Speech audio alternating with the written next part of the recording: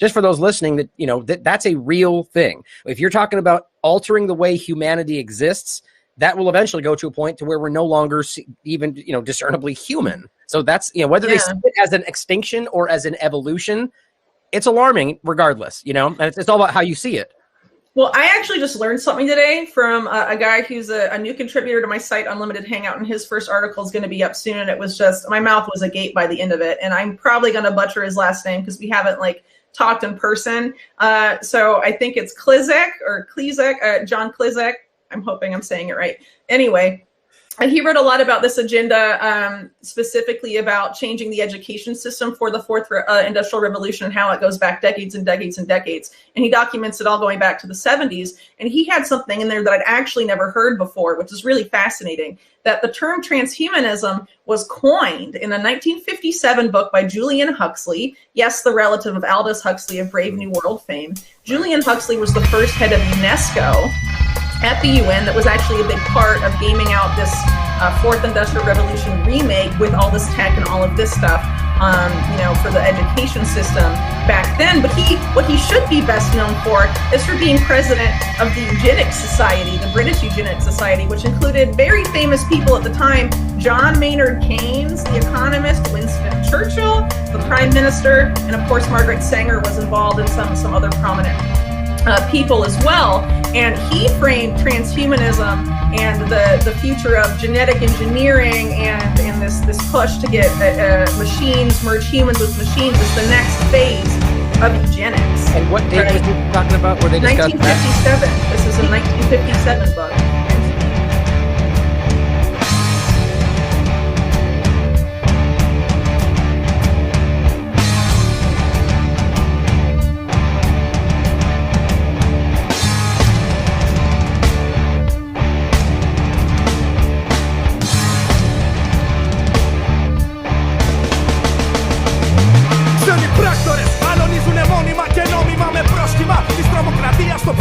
Ηλεκτρονικά και ανθρώπινα μάτια σε κοιτάζουνε καχύποπτα. Αν δεν δηλώνεις όπαδος του τίποτα. Τα κόμματα απλώς υπονομεύουνε την ενότητα. Ένας ελεγχόμενος τύπος προβάλλει πρότυπα. Ηλίθεια, η ελληνική ύπεθρος, ναι, η ταλίστια. Δέχεται ύπουλα χτυπήματα όπως το σχέδιο Καποδίστριας. Απάτες σχεδιασμένες από τεχνοκράτες. Οι έξυπνες κάρτες είναι κάρτες για βλάκες. Πυρηνός σκοτάδι, κόσμος που αδυνατεί να καταλάβει.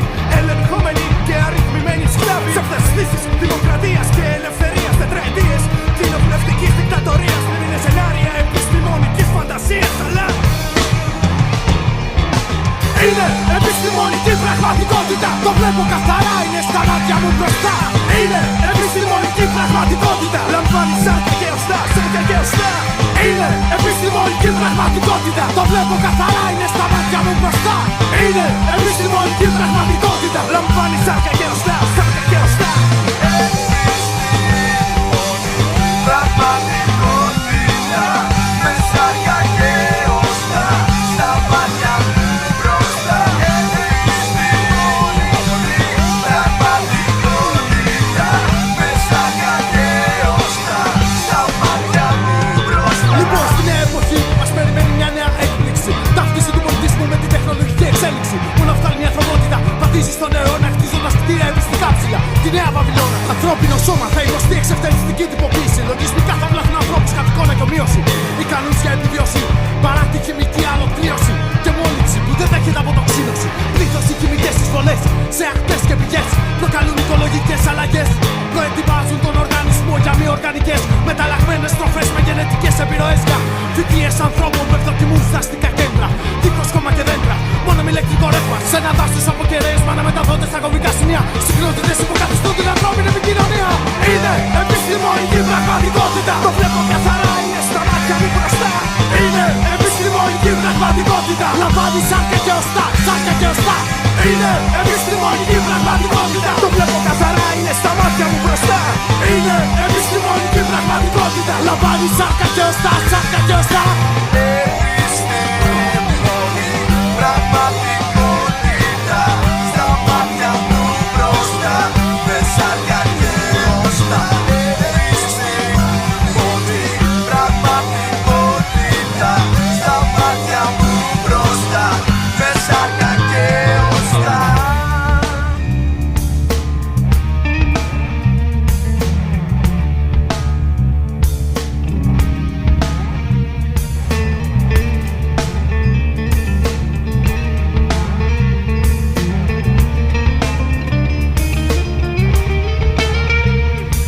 Υπουργεία πολιτισμού με απολύτιστους ανθρώπους. Παιδαγωγικά Ινστιτούτα με αντιπαιδαγωγικές μεθόδους. Ομελετημένα βρέχει κυκλώματα στη σκέψη μας. Όπως η αφαίρεση του πολυτονικού από τις λέξεις μας. Έπεται η λατινοποίηση του αλφαβήτου. Ένα Ελληνόπουλο στο μέλλον δεν θα θεωρεί δική του την ελληνική γλώσσα, αλλά ενός λαού που υπήρξε πριν από χιλιάδες χρόνια. Τα παγκόσμια πριόνια πριονίζουν τους θεσμούς μας με το παρελθόν. Τη συνεχόμενη ελληνική πορεία τόσων δεκάδων χιλιάδων ετών. Ανοίξ' τα μάτια σου λοιπόν. Βγες επιτέλους από τη φάση της αφασίας. Δεν είναι σενάρια επιστημονικής φαντασίας, αλλά είναι επιστημονική πραγματικότητα.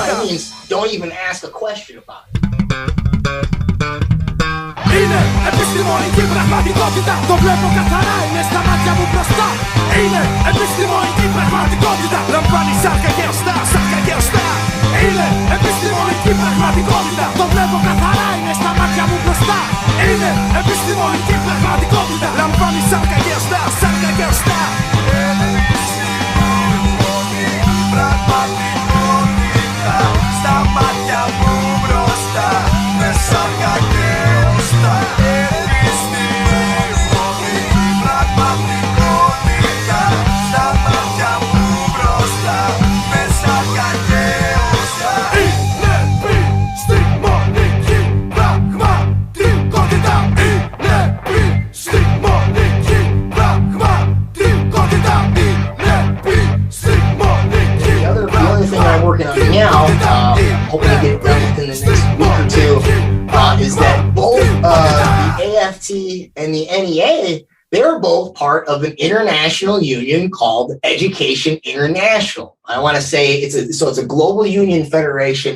It's 200 plus other unions from various other countries are a part of this, and there's several members who are also members of the World Economic Forum. So that includes Sharon Burrow, and she's from either Australia or New Zealand. Then you have Susan Hopgood. Then you also have David Edwards, and he was formerly the NEA. You also have Randy Weingarten is a member of it right now, and she's the president of the AFT. Lily Escalin Garcia, she is also a member of it. And then you've got Robert Harris. And then the people that set it up, the first people to formulate it were the heads, the presidents of the AFT and the NEA at the time, Mary Futrell and Albert Shanker. And so this goes back to what we were mentioning earlier, right? So if you look at Education International, they have not quite said mandate it, but they're like, we've got to get the vaccine to every student and every teacher, okay? And so that policy, again, and we know that the World Economic Forum and UNESCO are all about it. So in other words, when the NEA and the AFT, now that the mandates have come out, now that they're basically saying, yeah, we're all for it. I mean, again, maybe they, on their own like the idea of mandates, but it certainly is still in line with the World Economic Forum and UNESCO, which they both basically partner with. And once they get that once they get that mandatory vaccine in right now, they got these flimsy little cards. Eventually, and probably sooner or later, and I think this is the way it'll go. They'll go, there's too many people faking their cards. We got to get something digital, and it needs to be really secure. So we're going to make it blockchain, like the IBM Excelsior Pass that they use in New York. Once you've got that blockchain digital ID and you have to carry it everywhere you go, now you can expand that out. You can integrate the EdTech data from all those different, Microsoft, Teams, Google Classroom, IBM's Watson Adaptive Learning. You can take all the cognitive behavioral psychometrics, which is, again, it's the data that you get from the stimulus response conditioning on a feedback loop. And then also they add social emotional learning into it. And eventually they'll get into something called precision medicine, which is going to look at your DNA.